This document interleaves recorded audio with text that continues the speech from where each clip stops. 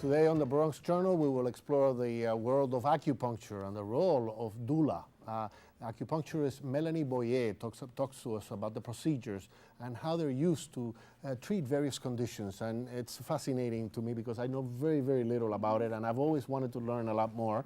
It's a pleasure having you on the program. Thank you so much. It's a pleasure to be here. What is acupuncture? Let's start from the very beginning. What is acupuncture? Acupuncture is a treatment modality. It's a healthcare system where you insert hair-thin needles into different points along the body. Those acupuncture points are on meridians, which are channels of energy flow in the body. It's been around for about 2,500 years. It started in Asia. It's a very old medicine. Okay, so if it started 2,500 years, why is it that now it's so popular, and why did it take so long to get popular? Well, it's always been popular in Asia. China especially, right? Exactly. Actually, China, Japan, they all sort of argue about who started acupuncture. Okay. But yes, it came over from China into the United States in 1975, I believe, when the Nixon administration went to China. And that was the first step to bring acupuncture and Chinese medicine in general into the United States. So from that point forward, it's been flourishing and gathering momentum and popularity here. Before Reagan went to China? Nixon. Nixon, I'm sorry. Before Nixon went to China, was there acupuncture in the United States? Not very much. It would have been consolidated in Chinatown areas, but it really gained popularity among non-Chinese and non-Asian populations after Nixon went to China. Okay, so what can you treat with acupuncture? There's a whole variety of things. Basically, acupuncture is a medical system that was created in an era where there was no modern medicine. So it's designed to treat absolutely everything. But there are certainly things in this day and age that modern medicine is better at treating acupuncture, better than acupuncture at treating. So the areas where acupuncture really shines is areas such as back pain or carpal tunnel syndrome. There was actually the National Institute of Health in 1997 did a review of all the acupuncture studies that had been done. And in that review, they found that acupuncture was deemed efficacious in postoperative dental pain and nausea for chemotherapy patients and pregnancy. And then they also found that in a subset of other treatment areas like carpal tunnel, asthma, menstrual cramps, tennis elbow, that the research was very promising, but that more research needed to be done.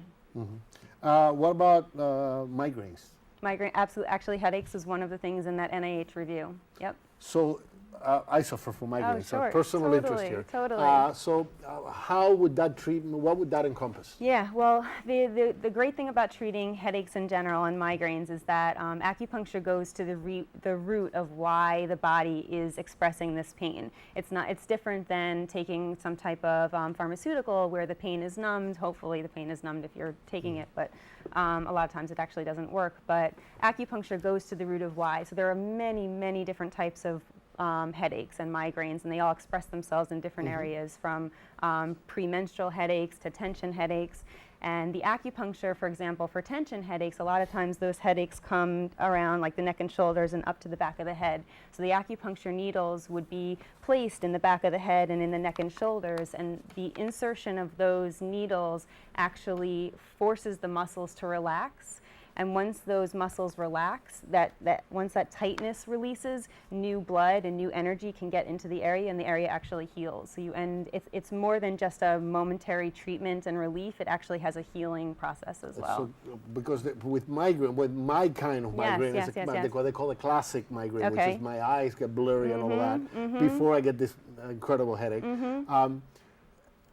They always tell me there's no cure for it. This is a cure? It's possible. I mean, acupuncture doesn't work for everybody, but one of the things that would happen in an initial intake is we would ask a ton of questions about how migraines specifically present in you. Do they get worse with damp weather? Do you feel them more towards the end of the day, or do you wake up with them? Are there any associated symptoms like neck and shoulder pain or nausea, or and we would be able to take all those unique qualities of your migraine and put that together into a diagnosis that would tell me exactly what underlying reason is causing those migraines, and then I would treat that issue. But you're also, aside from an acupuncturist, you're also a herbalist. Yes, absolutely. You deal with herbs to Yeah. treat the same Absolutely, illnesses? yeah. Chinese medicine is this umbrella, is the general term for the medicine, and then there are different ways to treat the body. Acupuncture is one way, herbalism is another way, medical massage called Tuina is another way, nutrition is another way. So, yeah. So basically, you've studied all the different Chinese methods of healthcare. Yeah, absolutely. I studied Chinese medicine, and acupuncturists in the United States either study just acupuncture alone, or they'll go to a combination program where they study acupuncture and Chinese herbology.